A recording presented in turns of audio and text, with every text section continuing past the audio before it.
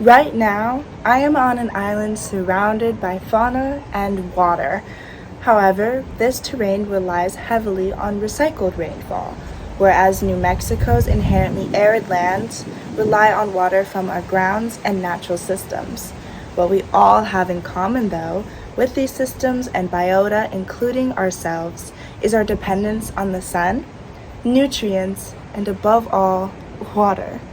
Now, I may not need to emphasize how important water is to our livelihood as a human species and all of life itself, but what does need attention is the effort for water sustainability and equity in New Mexico through legislative policy that can extend action past the regional level to arid and all types of land across the world.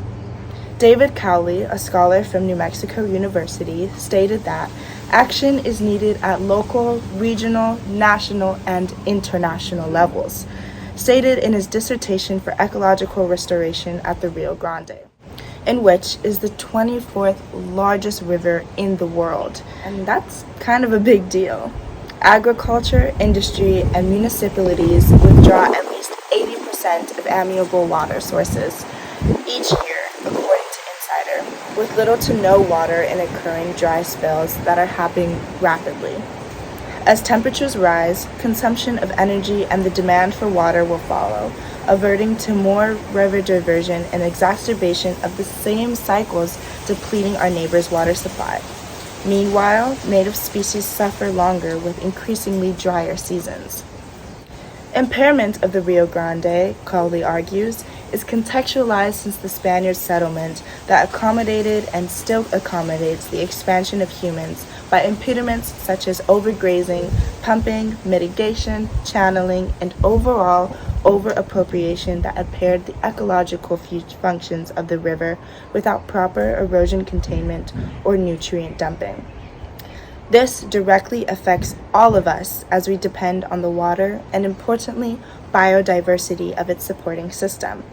With no focus on conservation and ecological sustainability for our water sources, it may very soon be too late, and that our mitigation will reap irreparable harm if we do not act fast.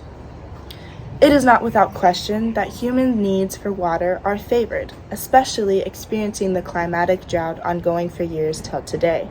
However, these are short-term solutions with exponential consequences to the native ecosystems within and around our waters.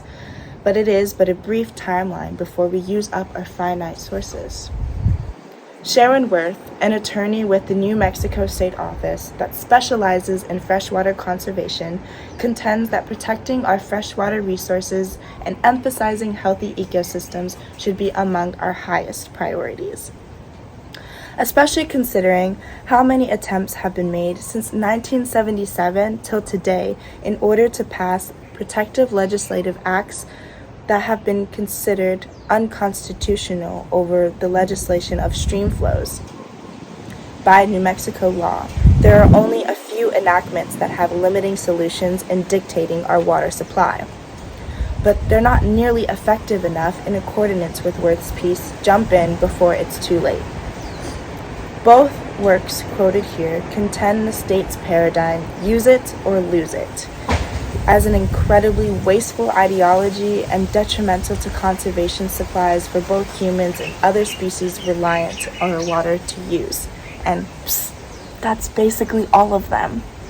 A solution provided would be to transfer consumptive water to in-stream flows with protective rights that we could draw from our neighbors, quite literally, and as other in-stream flow programs have been successful in other states such as Washington or Oregon or Hawaii. And recently, during the Sustainability Expo at UNM about a week ago, I got to speaking with the Water Sustainability Focus Group and inquired about what can be done to conserve our limiting water supply. Their reasons and response at first is collaboration at the simplest level, but ultimately the biggest, most effective, and almost unrealistic to them was to have a change in policy. But what is exciting is that the solutions are available to us, and they can be in inexpensive forms and within our personal drive as a people to care for our land and water within it. Attorney Worth contends that when localized, authority eases administrative control for water rights, meaning a local transfer program in conjunction with official engineers. It is possible that in order to meet these protected water rights is through the courts. But it is in our hearts and remaining 70% of water in our body to care to take action right now. As the state of New Mexico and the state of Earth itself has already faced detrimental alterations due to climate change, human species are actively changing the planet.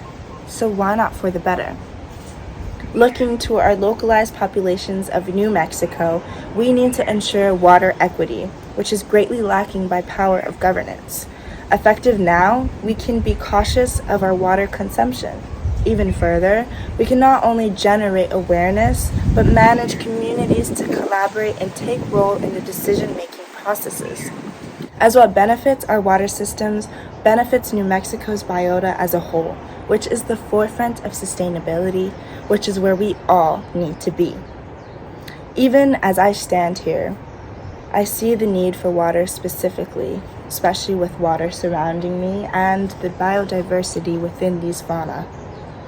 I see the need for water as it is what connects us, flows through us, and what will leave us as time ticks past on the last couple years of unexpected change. Who are we to say our life of water-related ease will stay the same? Thank you.